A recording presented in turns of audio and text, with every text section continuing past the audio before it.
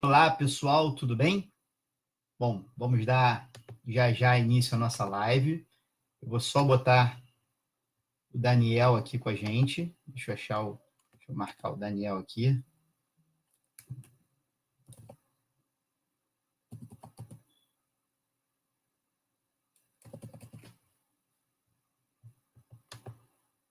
Só um minutinho.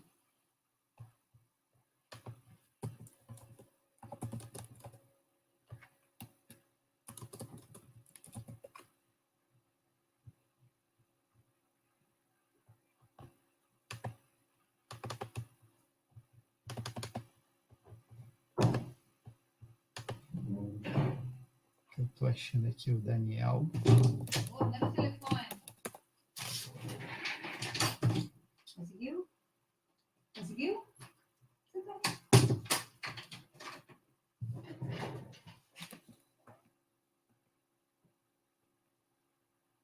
Vamos lá.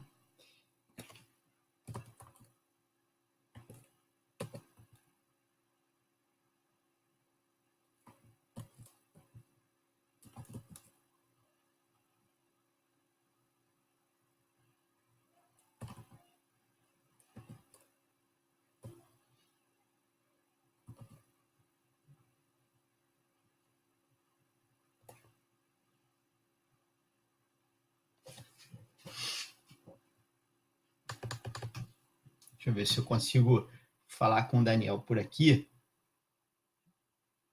Espera aí. Só um instantinho, pessoal.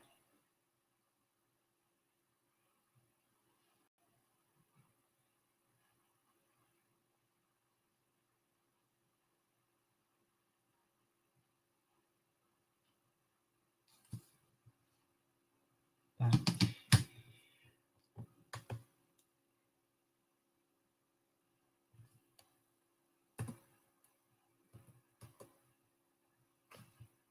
Quase, quase.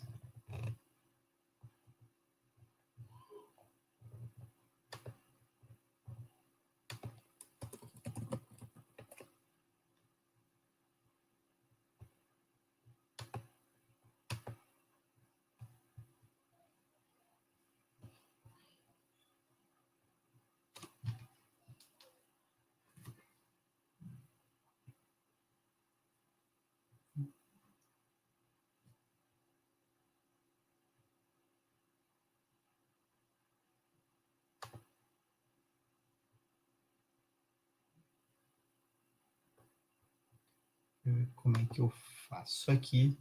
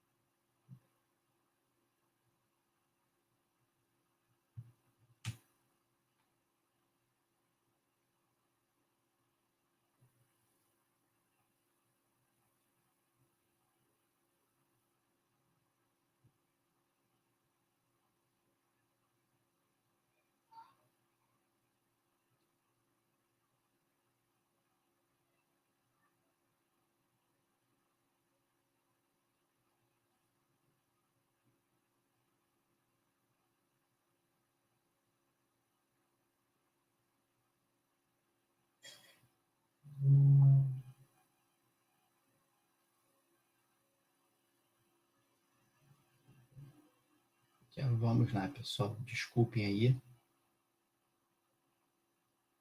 Só um problema técnico aqui para eu botar o Daniel na live aqui, ó. O Daniel tá me ligando aqui. Oi, Daniel. Oi. Pois é, estamos ao vivo aqui, aliás, estou falando com você ao vivo aqui na live aqui, né? Eu estou pedindo aqui para o pessoal da técnica botar você aqui na live aqui, porque está dando alguma questão aqui, tá bom? Já estou falando com eles aqui, tá bom? Valeu.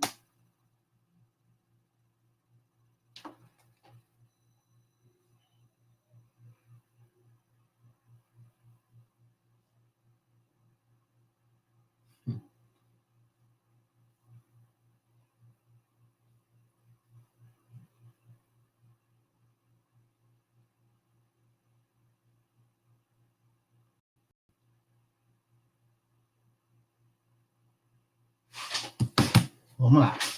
Bom, a gente teve aí a nossa aprovação, não foi? Aqui, ó, Log Eventos, talvez seja isso. Tivemos a aprovação no Congresso Nacional da medida provisória 871. Houve modificações em relação ao texto original da medida provisória, e nós vamos comentar essas alterações que ocorreram aqui. Combinei com o Daniel, daqui a pouquinho ele vai estar aqui com a gente. Só a gente resolver o problema técnico aqui já. E eu vou pedir a paciência de vocês só mais um pouquinho para a gente começar, tá? Desculpa, pessoal, que a gente está aqui um pouquinho enrolado. Espera aí.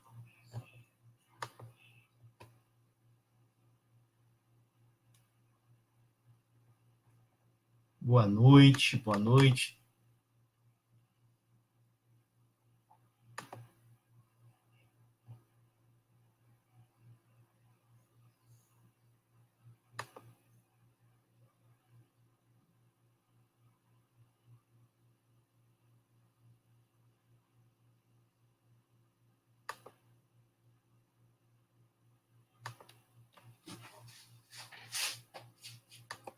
Está quase.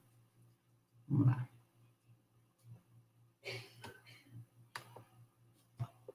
Deixa eu ver se a gente conseguiu resolver aqui a questão técnica. Vamos lá. Para poder conseguir botar o Daniel aqui na nossa live também.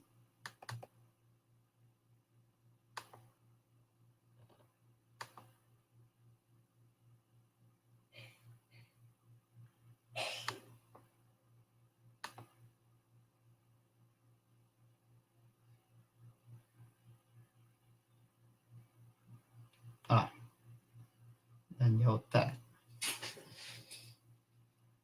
aqui.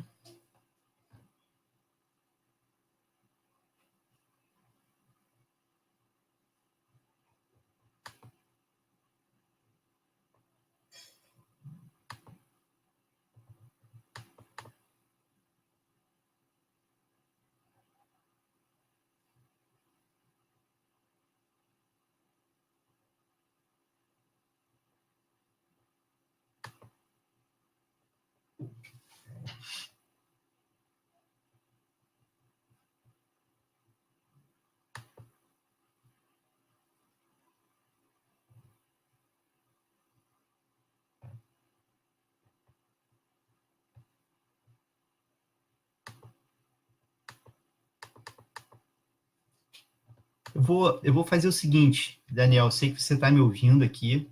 Enquanto o pessoal está buscando aqui a solução, tá? A Bianca e a Ana Clara, também a Edilene estão buscando aqui a solução. A gente vai começando aqui o bate-papo, tá? Eu vou fazer uma apresentação inicial aqui do tema e fico te esperando aqui.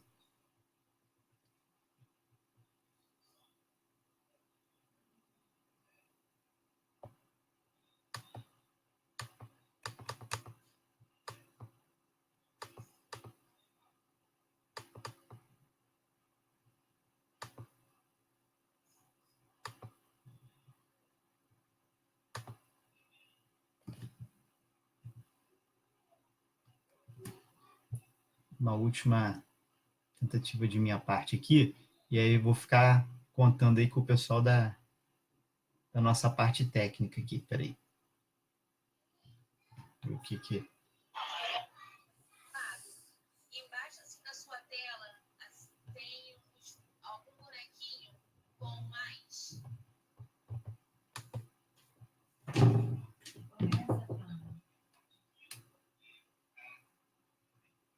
Então tá bom. Vamos lá. Pessoal, vamos lá então. O Daniel está ouvindo a gente aqui, vai participar. Vamos ver se a gente consegue colocar o vídeo dele aqui, mas para a gente não ficar aqui muito tempo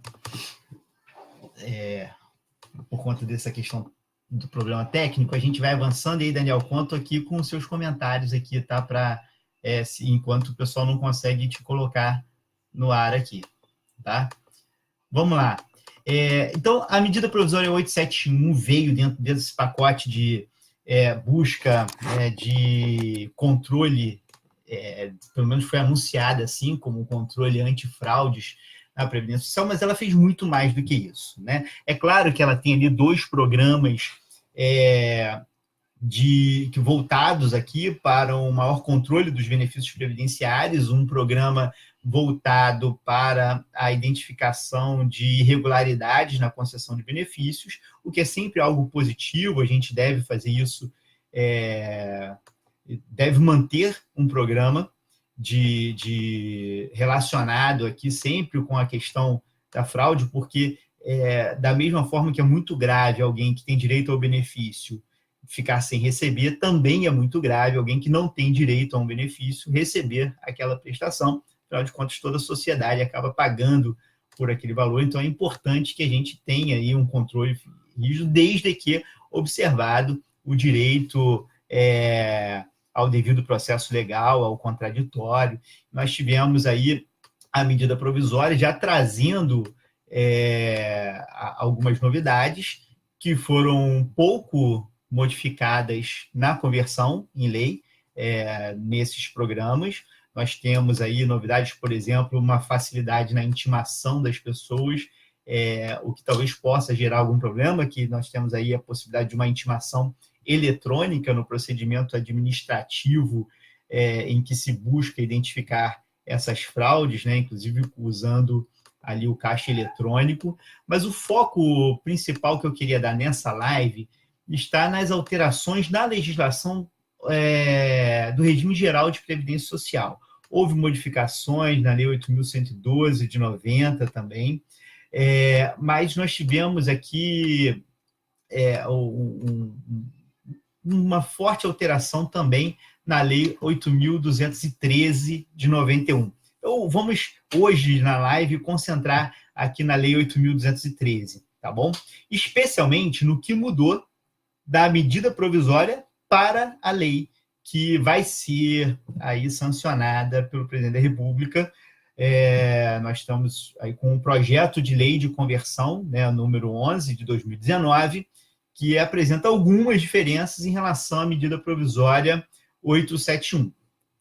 Eu começo aqui a destacar uma mudança significativa que está relacionada com o período de graça, né?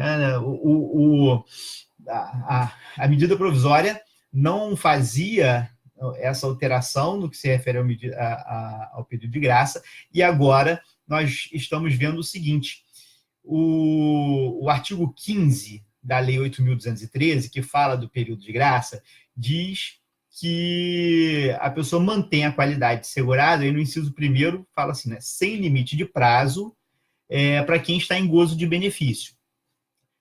A medida provisória não tinha mudado isso, mas o projeto de lei de conversão agora, que possivelmente vai ser sancionado pelo presidente da República, diz que vai sem limite de prazo quem está em gozo de benefício, exceto auxílio-acidente.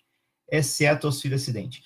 Então, o auxílio-acidente não vai ser suficiente para a pessoa manter a qualidade dessegurado. Tá? Então, quem está em gozo de auxílio-acidente, isso não vai garantir a manutenção da qualidade dessegurado. Vai até ser uma situação curiosa aqui para a gente, né? Que a gente vai precisar ajustar aqui. Aí, depois, a gente vai precisar de um debate um pouco mais profundo. Como é que fica a situação de alguém que está recebendo auxílio-acidente e vai seguir recebendo auxílio-acidente e lá na frente não vai ser mais segurado, mas vai estar em gozo de benefício? Vai ser uma situação um pouco curiosa, né? Porque o auxílio-acidente vai ser pago até a pessoa se aposentar, e aí como é que vai fazer? Ele vai estar recebendo benefício, mas não vai ser segurado. O que a lei está dizendo é que esse período recebendo auxílio-acidente não vai contar para o período de graça, não vai ser suficiente para que a pessoa mantenha a qualidade de segurado. Essa, então, já é uma mudança significativa do texto da medida provisória para o texto da lei que foi aprovada aí antes de ontem pelo Senado, né? Já tinha sido aprovada pela Câmara dos Deputados e agora pelo Senado. Tá? Temos aqui uma outra mudança importante na legislação aqui e com alteração também da medida provisória para o texto de lei, aí mais um ajuste que deixou um pouco mais claro o texto, que é na questão da prova da dependência econômica. O que acontece, na verdade? Não é nem da dependência econômica, é da relação de dependência previdenciária. Olha só, o artigo 16 da Lei 8.213 trata dos dependentes.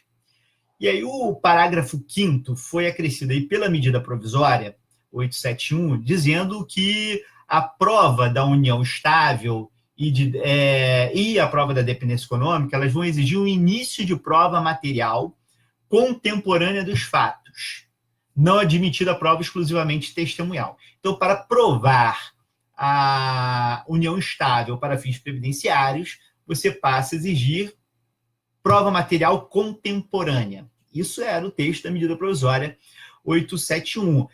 Uma espécie de backlash, né, de reação ao posicionamento jurisprudencial, inclusive com a súmula 63 da TNU, que diz que é possível comprovar a união estável por prova exclusivamente testemunhal. Mas, então, com a alteração legislativa, você passa a exigir esse início de prova material. A lei de conversão está detalhando um pouco mais isso. Então, olha só o que está sendo colocado aqui na lei de conversão. Ela está falando que as provas da união estável e da dependência econômica exigem início de prova material contemporânea aos fatos, beleza. Aí, olha o detalhe, olha a diferença. Produzido em período não superior a 24 meses anterior à data do óbito ou do recolhimento à prisão do segurado. Então, dependendo se for pensão por morte ou auxílio de reclusão. Não admitida a prova exclusivamente testemunhal. Então, está trazendo para a gente aqui o que seria essa prova contemporânea, está trazendo aqui para a gente esse período de 24 meses. Então, não adianta eu pegar uma prova lá atrás, muito antiga, para provar a união estável ali no momento da morte. Essa prova material, ela tem que ter sido produzida, né? Ela tem que datar ali de um período de até 24 meses até a nossa 24 meses até a data do fato gerador, ou óbito, ou a prisão, tá? Vamos lá. Avançando aqui, nós temos uma outra alteração. Estou me sentindo honrado aqui, um monte de gente bacana aqui assistindo a live, né? Um abraço aí para todo mundo. Kerly, Zicarelli, poxa, Rodrigo, então um abraço aí a todos, Juliano. Vamos lá. Seguindo aqui, nós temos uma outra alteração que foi interessante aqui, que eles colocam na verdade, não chega a ser algo que vai impactar muito, né? Mas ficou um pouco mais lógico, dizendo o seguinte, que vai ser excluído definitivamente da condição de dependente quem for condenado criminalmente por sentença com trânsito julgado como autor, coautor ou partícipe do homicídio ou da tentativa de homicídio do seu grado. Assim, hoje já tem até a previsão na lei disso, né? Se você matou o segurado, você não pode ganhar pensão pela morte dele. Essa previsão está ali no parágrafo 7º do artigo 16, com a lei de conversão. Hoje já existe, mas a grande diferença é que lá na frente a lei vai dizer o seguinte, mesmo antes do trânsito em julgado, havendo ali fortes indícios de que essa pessoa realmente cometeu esse crime, você pode suspender liminarmente o benefício. Então, mesmo antes do trânsito em julgado da sentença condenatória no âmbito penal, você pode suspender o benefício de pensão por morte, tá? Aí fica suspenso. Quando houver a condenação, aí fica definitivamente excluído. Essa também é uma alteração no texto da lei em relação à medida provisória, tá? O Daniel está comentando aqui, espera aí, que eu... sim, sobre a prova da união estável, né? Então, deixa eu ver aqui, deixa eu abrir aqui o comentário do Daniel.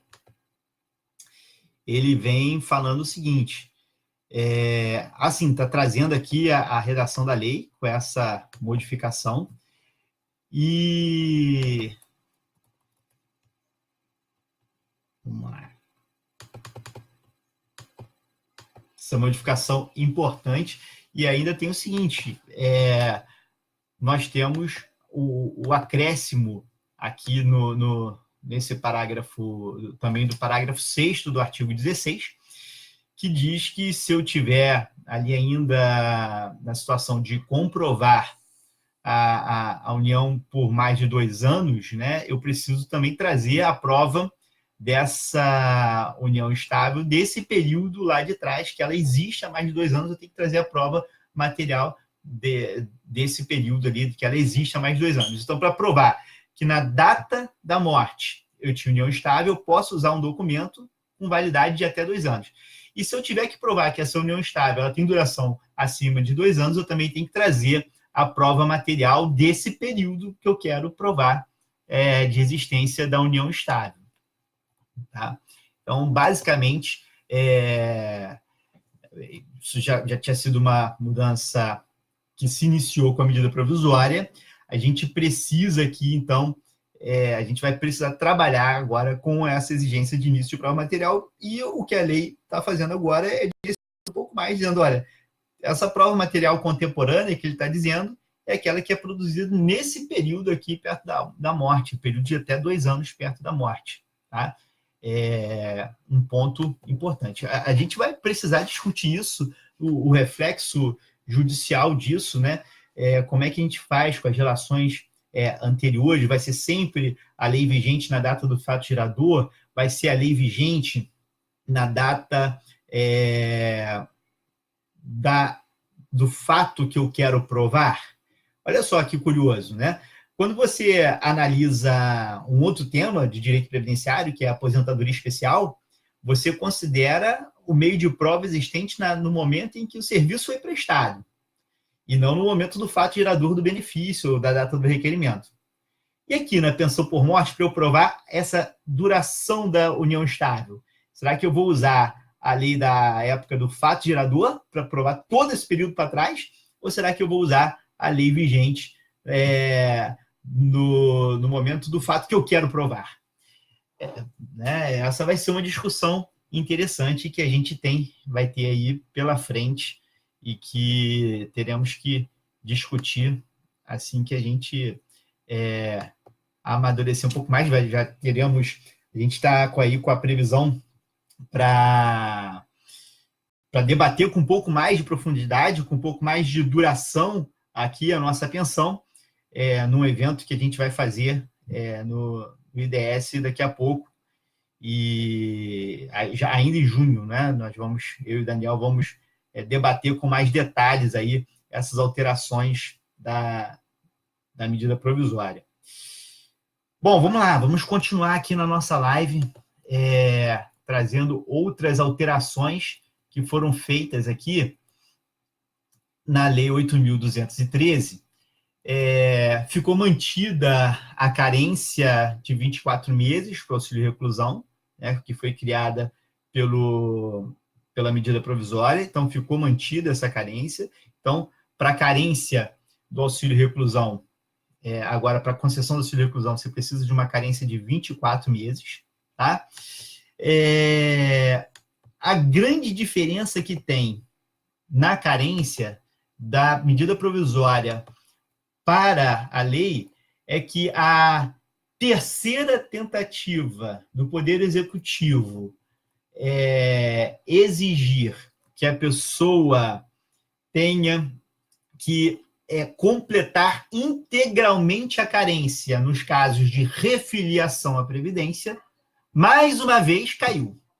Tá? Então, temos aqui, não é a primeira, não é a segunda, é a terceira vez que isso acontece, explicando para quem não está inteirado do que eu estou falando.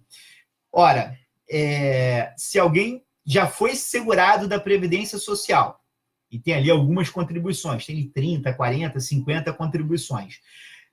Perdeu a qualidade de segurado. E agora, essa pessoa se refilia à Previdência Social. Se ela volta a filiar à Previdência Social, a previsão que era clássica na lei, lá atrás, na redação original da Lei 8.213, era que ela precisaria preencher 1/3 do período de carência do benefício para poder resgatar essas contribuições antigas para fins de carência. Essa era a previsão clássica que estava no parágrafo único do artigo 24 da Lei 8.213 de 91. Ora, o que aconteceu aqui é que nós tivemos uma alteração que estabelece o seguinte: essa alteração, a medida provisória estava tentando fazer com que a pessoa tivesse que, nesse caso da refiliação, preencher a carência integralmente novamente. Ou seja, isso valeria para o auxílio-doença, para a aposentadoria por invalidez, salário e maternidade e agora para o auxílio-reclusão. Perdeu a qualidade de segurado? O que vai ter que fazer? Vai ter que preencher integralmente a carência. Então, vai passar ali 12 meses, só depois de 12 meses que vai ter direito ao auxílio-doença. 10 meses que vai ter direito ao salário e maternidade, 24 meses que vai ter direito ao auxílio-reclusão. E aí, pela terceira vez que o governo tentou, por medida provisória, fazer isso, o Congresso Nacional vetou e falou: não pode. Vamos fazer o seguinte: nem do jeito que era antes, 1/3 só do período de carência, mas também não precisa preencher integralmente. O que vai acontecer é que você vai precisar preencher apenas a metade do período de carência, que era o que estava antes da medida provisória. Tá? Então, fica assim agora, lá no artigo 27A, com a conversão. Né? Na hipótese de perda da qualidade de segurado para fins de concessão de benefício de auxílio-doença, aposentadoria por invalidez, salário e maternidade e auxílio-reclusão, o segurado deverá contar, a partir da data da nova filiação, com metade dos períodos previstos nos incisos que trazem ali a carência. Então, metade do período de carência é o que está valendo. Tá? O que traz uma outra questão, não é? E como é que fica a situação da pessoa que ficou incapacitada na vigência da medida provisória? Aí a gente tem discussão, tem jurisprudência afirmando que, até da TNU, representativo, né, afirmando que a situação, nesses casos, tem que ser regida pela lei vigente na data do fato gerador, por conta do tempus regit actum, e aí, até por interpretação das normas constitucionais sobre medida provisória, prevalece o texto da medida provisória no período em que ela esteve em vigor, mas talvez haja argumentos novos para se debater diante de mais uma tentativa rejeitada pelo Congresso Nacional, né, nessa questão aí. Esse é um ponto delicado, para mim, pessoalmente, né, soa um pouco estranho se o Congresso Nacional está afirmando que nós temos ali a exigência de 6 meses apenas, né, de 50% do período de carência, metade do período de carência, só as pessoas daquele curto período ficarem submetidos a um prazo maior, que às vezes vai inviabilizar a concessão do benefício. Acho que a gente precisa, talvez, refletir e retomar os debates. Talvez haja aí com essa terceira tentativa aí frustrada dessa que ocorreu, talvez haja algum argumento, algum ponto que possa ser questionado.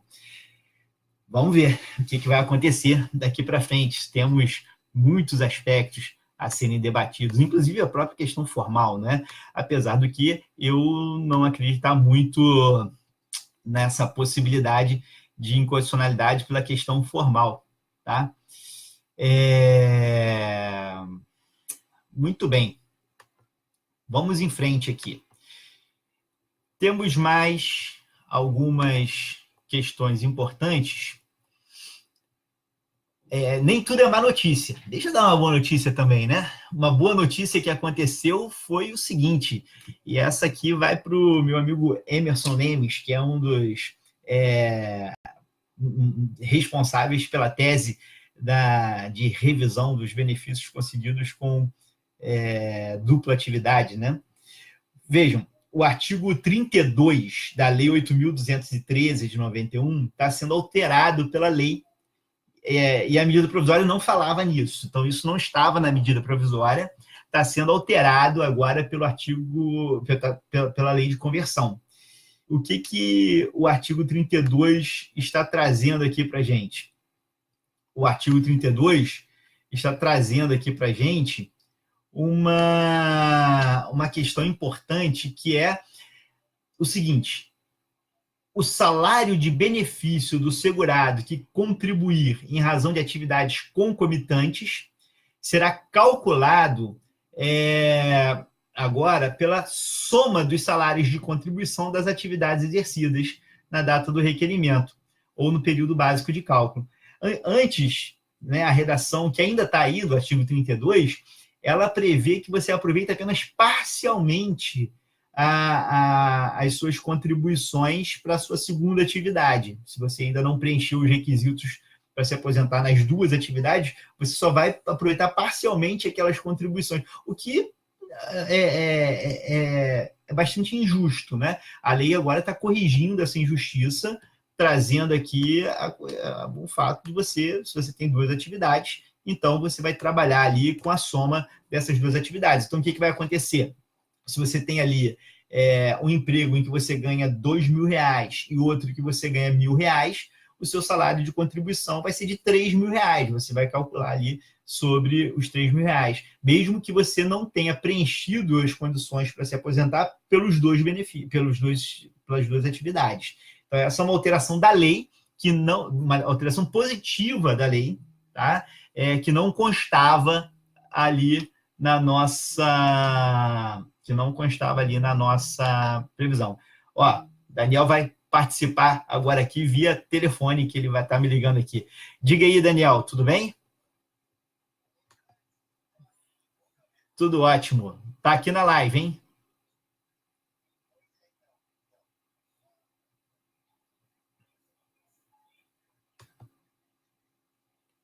Certo.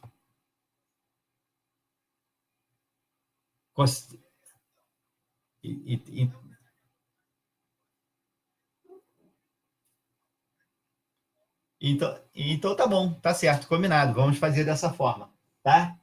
Beleza. Valeu. Tô te ouvindo aqui. Consegue um headphone para mim? Uma bolinha dos inscritos, né? Muito bem. Vamos lá. Avançando aqui, o que vai acontecer é o seguinte. Veja só. Nós temos uma outra... Aí essa alteração do artigo 32, ela traz aqui para a gente uma série de requisitos, né? Aí não vale a pena aqui na live a gente tratar, algumas condições necessárias, tá? Então, para que a gente possa fazer isso. Então, vamos lá. O que vai acontecer aqui? Então, nós temos uma alteração tão importante, porque ela era uma tese de revisão, as pessoas estavam indo para o tribunal por conta dessa questão do artigo 32, e que agora você tem essa correção por parte do legislador, também não estava na medida provisória, ela passa a constar aqui no artigo 32, essa alteração. Tá? Avançando um pouco mais, o que a gente vai encontrar agora é uma alteração bastante polêmica, né, que foi promovida pela medida provisória. A lei fez apenas alguns ajustes aqui, que está relacionado à situação do segurado especial. Tá? Então, você que está acompanhando já a alteração da medida provisória, existe uma alteração na forma de comprovação da atividade do segurado especial, que passa a ser feita, né, você tem um padrão e tem uma regra de transição. O padrão é que essa comprovação vai ser feita por meio de um cadastro dentro do Cadastro Nacional de Informações Sociais. Então, dentro do CNIS vai ter um cadastro específico para o segurado especial que deve conter todas as informações necessárias à manutenção da qualidade de segurado especial. Para isso, inclusive, pode ter convênio com o Ministério da Agricultura, enfim. Tá? Então, vai ser mantido esse cadastro e que tem que ser atualizado anualmente.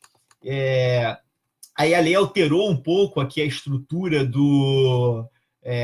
da forma como está prevendo, mas a ideia continua sendo a mesma. Você vai ter que, o segurado especial vai atualizar anualmente o seu cadastro e você tem um período de 5 anos para atualizar. Você tem que atualizar todo ano, mas se você perdeu, se você não atualizou, você tem um período de 5 anos para atualizar.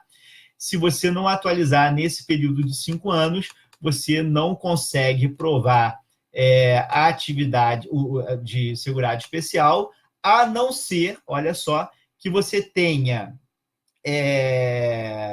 comercializado e recolhido a contribuição de segurado especial na época própria. Tá? Então, eventualmente, você comercializou, contribuiu, mas não atualizou o cadastro, ainda vai dar para provar o seu tempo de segurado especial. Tá? Mas, na verdade, vamos lá, se a pessoa chegou ao ponto de comercializar e contribuir certinho, possivelmente seu cadastro vai estar pronto. O problema que vai acontecer aqui vai ser com a situação das pessoas que vão deixar para regularizar toda a situação no momento de se aposentar. Então, a lei está colocando um freio para isso. Diga, estou te ouvindo, Daniel, pode falar.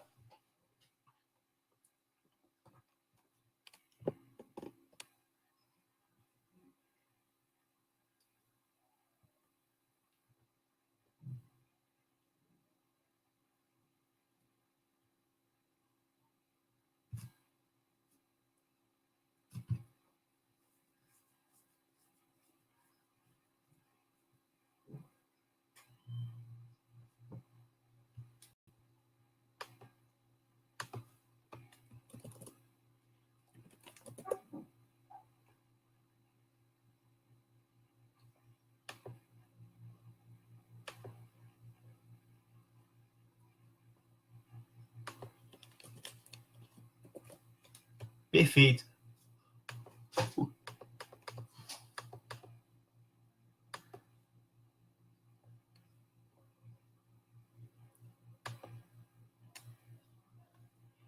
Isso.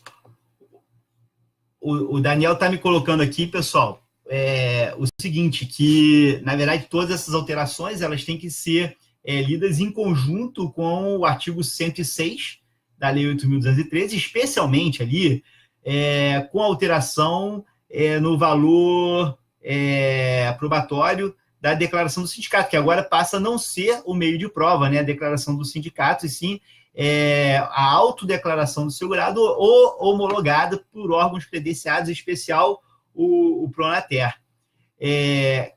Essa, aliás, né, o que o Daniel está falando comigo aqui pelo telefone, já que a gente teve um problema técnico aqui na live.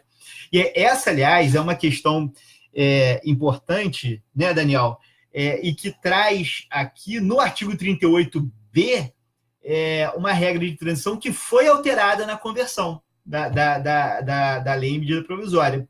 Por quê? Porque você vai ter o cadastro no CNIS como meio padrão. Só que até 1º de janeiro de 2023, a comprovação da atividade especial pode ser feita por meio dessa autodeclaração homologada por essas entidades. Esse é um ponto importante. E qual foi a alteração? A alteração é que a medida provisória estava prevendo aqui que o prazo seria até 1º de janeiro de 2020, já agora, daqui a 6 meses, né? A comissão mista aprovou ainda com 1º de janeiro de 2020, mas no plenário lá que foi alterado, então, para 1º de janeiro de 2023, ampliou esse prazo, então vai ser feito pelo CNIS, mas até 2023 a gente tem essa transição na forma de comprovar a atividade do segurado especial por meio, ou seja, o período, a atividade desenvolvida até 1º de janeiro de 2023 vai ser provada independentemente do cadastro no CNIS. A diferença é que a declaração do sindicato deixa de ter esse poder probatório, eu passo a ter a autodeclaração homologada pelos órgãos, mas eu passo a exigir o CNIS só a partir da atividade exercida depois de 1º de janeiro de 2023. Tá? Então, essa uma mudança também na conversão aí foi essa ampliação dessa regra transitória na comprovação da atividade do segurado especial. Tá? Bom, nós temos ali, então, também ajustes relacionados a essa questão da data, não é? Que a gente teve na medida provisória para o texto aprovado depois no Congresso Nacional. Um outro ponto importante é que nós temos... Bom, na verdade, aí, as alterações mais relevantes mesmo foram aquelas trazidas pela medida provisória, não tanto pela lei de conversão e mais pela medida provisória. Tá? Agora, olha só o que acontece. Nós tivemos aqui uma alteração no artigo 39 da Lei 8.213, que não constava na medida provisória. Tá? O artigo 39 nos fala o seguinte, né, que fica garantida, então, para os segurados especiais, aqui, o seguinte, olha só, a aposentadoria por idade ou por invalidez, o auxílio-doença, o auxílio-reclusão ou pensão no valor de um salário mínimo e auxílio-acidente, conforme disposto no artigo 86, desde que comprovem o exercício de atividade rural, ainda que de forma descontínua, no período imediatamente anterior ao requerimento do benefício. E aí coloca lá, igual o número de meses correspondente à carência do benefício requerido, observado disposto, a grande alteração é observado disposto no 38A e 38B. Então, essa alteração não é só para aposentadoria por idade. Essa forma de comprovação vai servir ali para todos os demais benefícios. Vai incluir ali o auxílio-doença, a aposentadoria por invalidez, para todos os demais benefícios. Então, você também vai exigir essa modificação. Tá? Bom, vamos em frente. Nós tivemos aqui as alterações no auxílio-doença, mas aí não teve grande modificação na conversão da medida provisória em lei, né? O que já estava na medida provisória aqui no artigo 59 basicamente continua. O ponto talvez principal aqui seja a afirmação de que o auxílio-doença é incompatível com a prisão, Se a pessoa for presa, você vai ter ali a suspensão do auxílio-doença e, em seguida, a cessação, né? Se ele ficar 60 dias preso, então o preso deixa de ter direito ali ao auxílio-reclusão, tá? E aí, vejam, um ponto interessante nessa alteração é o seguinte: foi acrescentado aqui o parágrafo 6º no artigo 59, que não tinha na medida provisória. Porque qual é a previsão que nós temos? Se a pessoa está recebendo auxílio-doença e for presa, você suspende o auxílio-doença, 60 dias depois, se ela continuar presa, você cessa o auxílio-doença. Agora, e se essa pessoa for colocada em liberdade e for considerada essa prisão ilegal? Esse prejuízo que ela teve? A lei está tratando disso, né? A medida provisória não tratava, a lei está tratando, está dizendo o seguinte: em caso de prisão declarada ilegal, o segurado terá direito à percepção do benefício por todo o período devido, tá? Então, você vai trazer aqui essa previsão, tá? O parágrafo 7º diz que ficou com uma redação ruim, não ficou boa a redação, né? Porque o parágrafo 7º coloca... Aliás, saiu da comissão com a redação, foi alterado depois no plenário, mas continuou com a redação ruim, porque fala assim, né? O disposto nos parágrafos anteriores se aplica somente aos benefícios que forem para as pessoas que forem recolhidas à prisão a partir da data da publicação desta lei. Qual o problema, né, nessa redação? Bom, o dispositivo está legal, porque está dizendo o seguinte: isso só se aplica para quem for preso a partir da nova lei agora, né? Só que esse dispositivo é um dispositivo da Lei 8.213, então vai ficar aquela coisa estranha, porque você está lendo a Lei 8.213 e vai estar dizendo a partir da publicação desta lei, não é da Lei 8.213, na verdade é a partir da publicação da lei que altera a 8.213, né, evidentemente. Diga, Daniel. Daniel aqui está...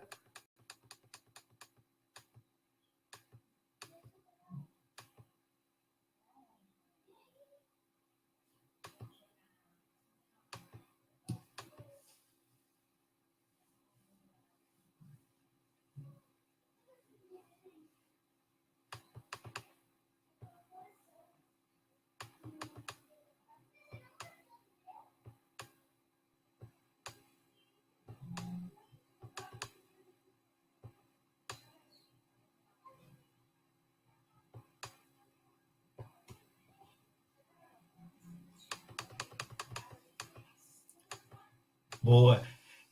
Daniel está lembrando aqui uma coisa importante aqui, né? Que não estava claro que não estava claro aqui na medida provisória e agora fica mais claro na lei, que é o seguinte: essa incompatibilidade da medida provisória com essa incompatibilidade do auxílio-doença com a prisão, agora a lei de conversão deixa claro que é só para o caso que abrange os casos, tá? Em cumprimento de pena em regime fechado, né? Então, o parágrafo 8º, que não constava, a parágrafo 8º do artigo 60, que não constava na medida provisória, agora está assim, ó: o segurado recluso em cumprimento de pena em regime aberto ou semiaberto terá direito ao auxílio-doença, tá? Até porque, nos dois casos, ele pode estar trabalhando, né? Então, fica claro agora essa alteração em relação à medida provisória, que a medida provisória não deixava claro. Então, o semiaberto poderia ou não poderia receber auxílio-doença? Agora está claro que pode receber auxílio-doença se a pessoa tiver no semiaberto, né? Muito bem. Tivemos uma outra alteração aqui.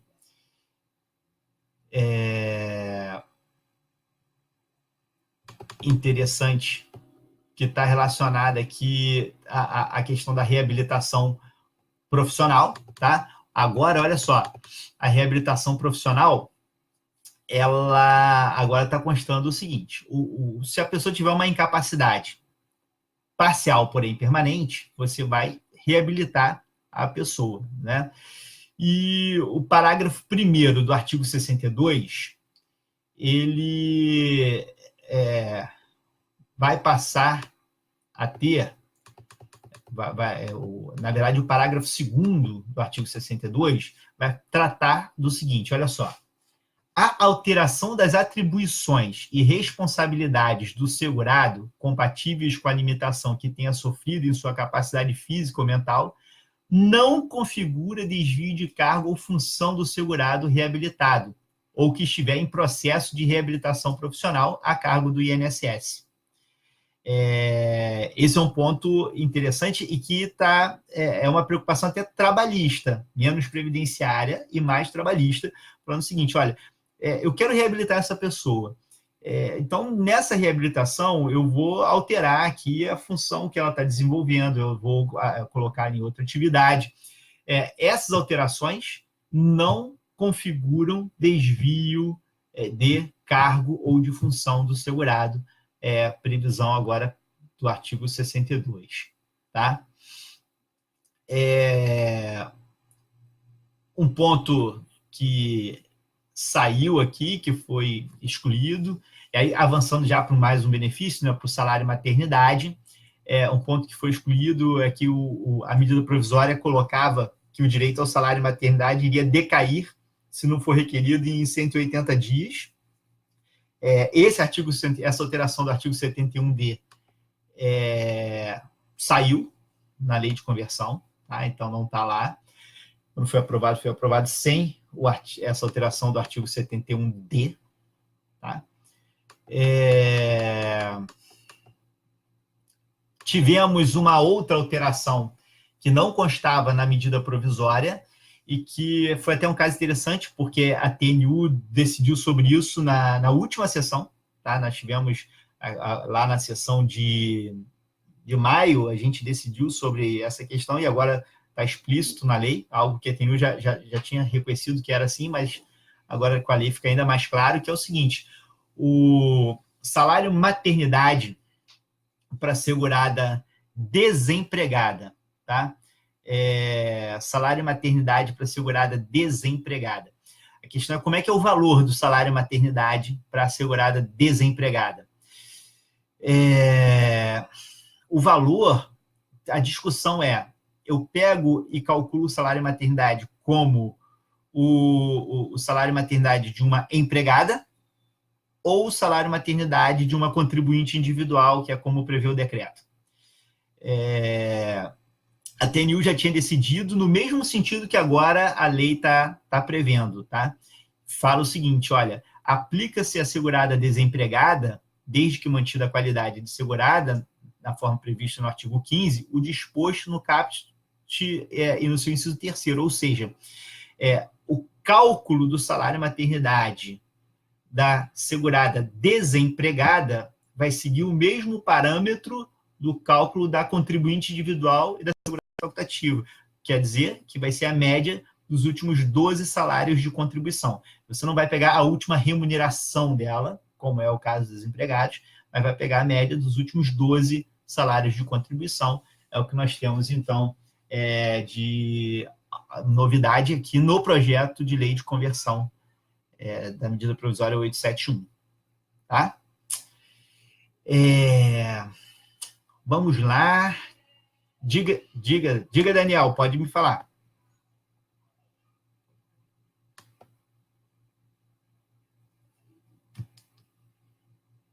Boa.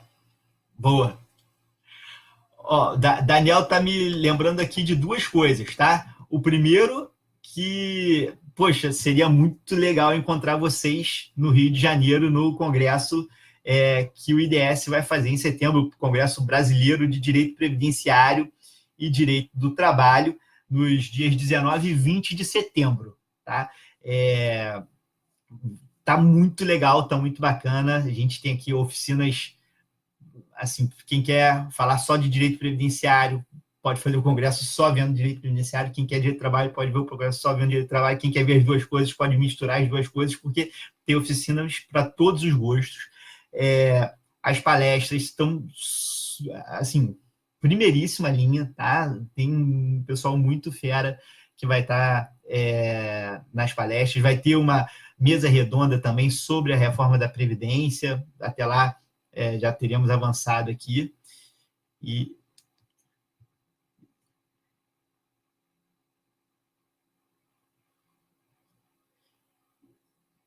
é verdade, Daniel.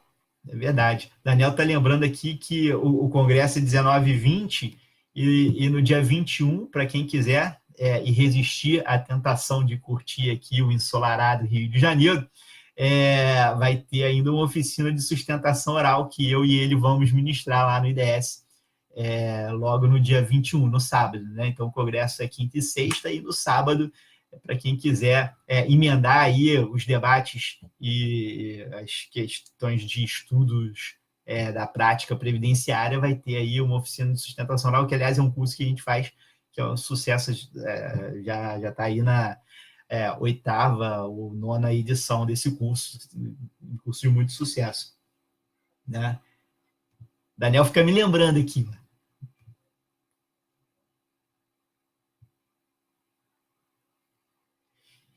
Isso. Daniel está me lembrando aqui que não conseguiu participar da live, mas vai estar no curso da medida provisória 871, que a gente vai fazer no dia 28 de junho. Né? No dia 28 de junho, eu e ele. Vai ser até um curso num formato interessante, porque eu e ele vamos dar aula juntos, ao mesmo tempo ali. Aí ele vai estar, com certeza, até porque vai estar ao vivo e a cores ali, dos estúdios do IDS. Estaremos ali. Então, até para a gente conseguir analisar todas essas questões com mais profundidade. Né? Vai ser dia 28 de junho de 2019. Vai ter presencial para quem é do Rio e vai ter online também, ali, ao vivo online. Espero você lá.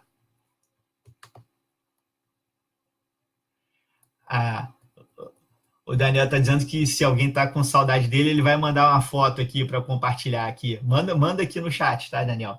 Mas vamos seguir aqui no nosso tema aqui da live, né? Você já vendeu muito peixe, Daniel. Agora vamos seguir aqui na nossa live.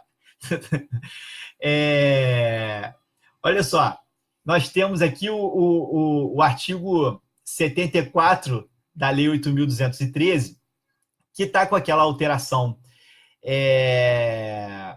do prazo, né, para menor pedir a pensão por morte. Ficou, a redação ficou assim, né?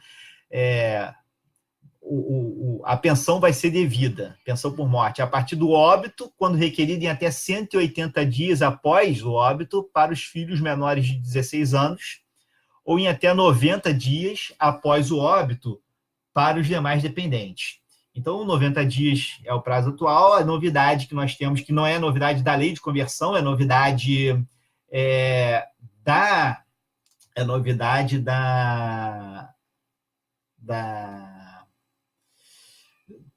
já da medida provisória, que nos fala que o que nós temos aqui é esse prazo para o menor requerer a pensão. Isso dá margem a uma série de discussões, né? Isso dá margem a uma série de controvérsias sobre a condicionalidade, né? Mas é o que está aí na lei por enquanto, tá? O que nós temos aí na lei por enquanto é essa previsão do prazo de 180 dias, sem dúvida um dispositivo com uma condicionalidade questionável aqui, vai dar margem aí a uma boa disputa nos tribunais, tá? No projeto de lei de conversão, então, quando fala da pensão por morte, nós temos essa questão que eu já abordei com vocês ali atrás, quando a pessoa é condenada, né, e se tem ali indícios fortes, fica suspenso o direito à pensão. Uma outra coisa que assim, vai dar dor de cabeça, gente, aliás, já está dando... Aí, o Emerson entrou nos minutinhos, eu perdi aqui a entrada, mas falei de você, tá, Emerson? Aqui na alteração do artigo 32, tá? Das atividades concomitantes. Perdi aqui o time aqui da sua entrada, tá? Veja só, uma alteração que aconteceu já com a medida provisória, e agora a redação ficou só um pouquinho diferente, é a seguinte, olha só. Nós estamos lá no parágrafo 3º, tá? Parágrafo 3º do artigo 74 da Lei 8.213, que fala o seguinte: ajuizada a ação judicial para reconhecimento da condição de dependente, este poderá requerer sua habilitação provisória ao benefício de pensão por morte, exclusivamente para fins de rateio dos valores com os outros dependentes, vedado o pagamento da respectiva cota até o trânsito em julgado da respectiva ação, ressalvada a existência de decisão judicial em contrário. Isso aqui vai ser algo que vai dar margem à confusão. Porque você está pensando, beleza, você vai ter a reserva de cotas de um lado e vai ter, só que aí, por outro lado, você tem a pessoa que já está recebendo o benefício. Pode falar, Daniel.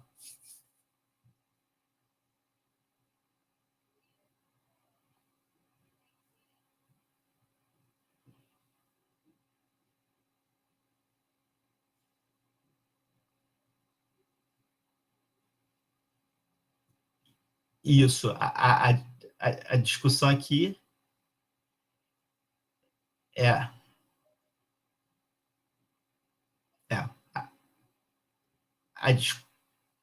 isso, o Daniel está lembrando aqui que a discussão está relacionada, né? A discussão está relacionada aqui com quase que uma tese de defesa do INSS, né? Que a ideia do INSS não correr o risco de pagar duas vezes. Bom, vamos ter ainda margem a discussões. E aí, olha só a novidade, né? Na conversão, veio aqui o parágrafo 4º, e para dizer o seguinte: isso não estava na medida provisória, dessa forma.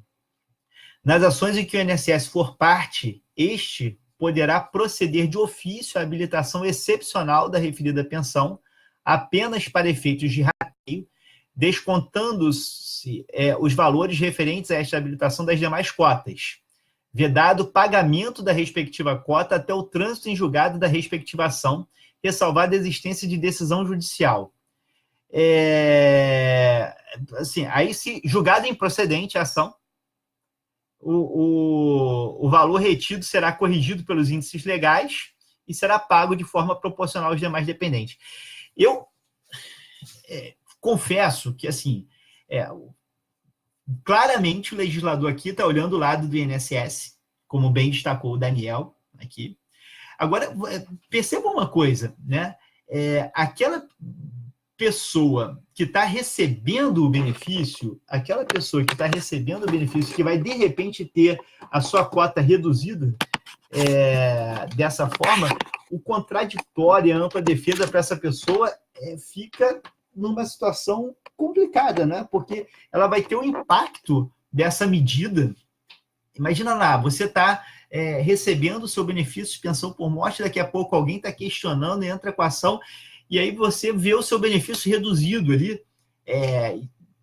Isso vai ser algo que a gente vai precisar questionar, assim, como é que isso vai poder se compatibilizar com o direito à ampla defesa dessa pessoa, do dependente que já está habilitado a receber a pensão, né? De qualquer maneira, olha só, agora o INSS pode de ofício, isso veio com a lei de conversão, o INSS pode de ofício habilitar essa pessoa para reservar o quinhão, não pode pagar, mas o INSS estão de ofício, tem discussão, ele já reserva ali, mesmo que a pessoa não requeira, o INSS pode fazer isso para reservar esse quinhão da pensão, tá? A gente precisa, tá aí, estou dando a notícia, né? E a gente precisa refletir sobre isso e ver aqui as consequências com um pouco mais de calma sobre essa questão. Aliás, tem muita coisa para a gente debater sobre essa lei agora, né? Em qualquer caso, fica assegurado ao INSS a cobrança dos valores indevidamente pagos em função de nova habilitação. Olha só que curioso, né? Indevidamente pagos. Então, você já está... A habilitação ocorreu tardiamente porque o INSS negou e aí teve ajuizamento da ação, ou seja, o INSS negou o benefício e a pessoa estava recebendo. Lá na frente, a pessoa é condenada, você vai considerar que o valor foi indevidamente pago? Temos aí desafios hermenêuticos aí. A gente sabe qual foi a intenção do legislador. A questão é saber qual vai ficar sendo a intenção da lei, né? Porque a mens legis, a intenção da lei, nem sempre coincide com a mens legislatoris, com a intenção do legislador. Claramente, a gente sabe qual é a intenção do legislador. A questão é saber qual é a intenção da lei. Finalmente, assim, qual vai ser a interpretação que os tribunais vão dar aí para a lei e identificar aqui qual vai ser a solução para essas hipóteses, tá?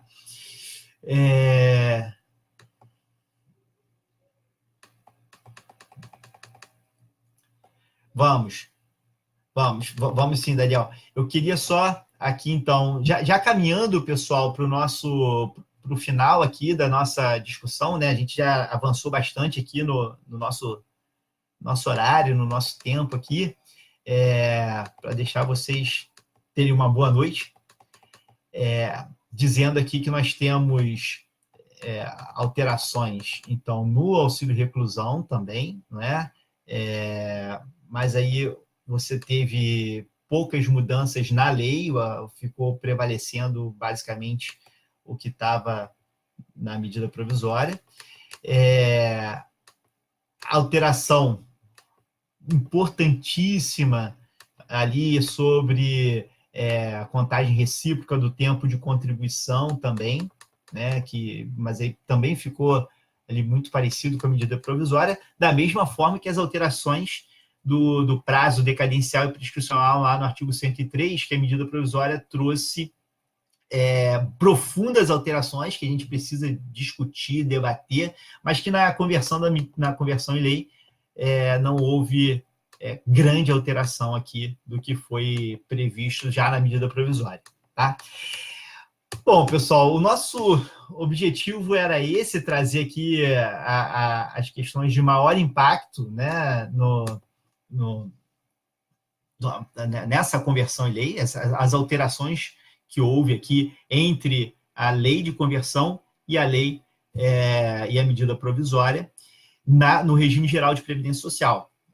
Tem muitas outras coisas. No regime próprio de previdência, por exemplo, teve uma alteração curiosa em relação aos dependentes, né? A presunção de dependência econômica está ficando ali só para os filhos e não mais para cônjuges e companheiros. Isso no regime próprio federal. Isso também está dando margem já a alguma discussão, algum debate sobre condicionalidade. E a gente volta a se encontrar, né, ali no nosso curso sobre a nova lei, que até lá já vai estar aí publicada, e espero que tenha ajudado aí nas reflexões, tá? O Daniel está aqui mandando um abraço para todo mundo, lamentando não ter podido participar aqui, mas participou ativamente, trocando ideias aqui, tanto por escrito quanto aqui, eu fui transmitindo aqui na medida do possível o que ele ia me falando, tá? Então, um abraço a todos, espero encontrá-los pessoalmente ou então em novos encontros virtuais como esse, e a gente segue aí nos nossos debates. Temos um ano de muitas reflexões e debates ainda de direito previdenciário pela frente. Bom, um abraço, até a próxima.